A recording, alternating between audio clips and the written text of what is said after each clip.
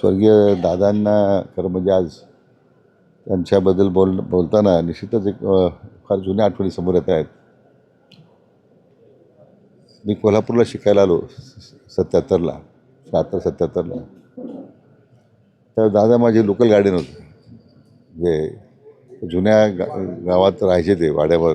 आमचे वडील आणि ते जुना स्नेह होता त्यांचा. आणि मग नंतरच्या सगळ्या काळामध्ये आम्ही सातत्यानं ह्या महाराष्ट्रातलं जे विना अनुदानित चळवळ जी उभी राहिली ती करताना मान्य पाटील साहेब, आमचे वडील या दोघांनीच खरं ते धोरण पुढे नेलं. बऱ्याच लोकांना हे माहीत नाही आहे.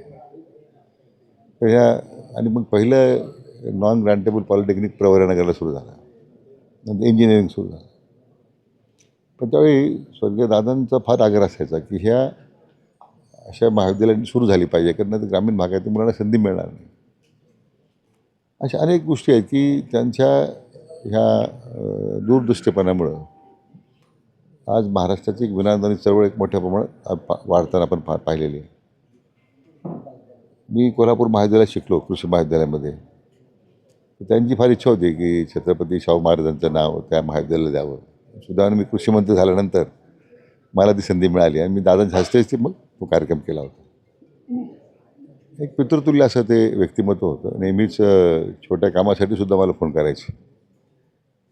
आणि आज असं मन भरून येतं की अशा काय व्यक्तिमत्वाच्या जाण्यानं सर्वात नुकसान झालं. पितृछत्र हरपल्याची भावना आहे. माझा फार त्याचा राजकीय संबंधाने चर्चा होत आली नाही, कारण त्यांच्या आणि आमच्या वडिलांचा इतका जवळच स्नेह होता. दोघं बसायचे मात्र, दोघं चर्चा करायचे.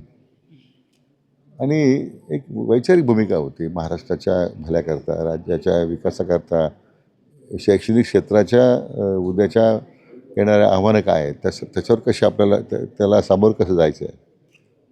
बऱ्याच वेळा राजकारणाविरहित परंतु ह्या सगळ्या राजकीय अडथळे जी काही मंडळी राज्यामध्ये आणण्याचा प्रयत्न करायचे आहे विकासाच्या कामामध्ये, ही अडथळे कसे दूर करायचे हे मात्र चर्चा व्हायची.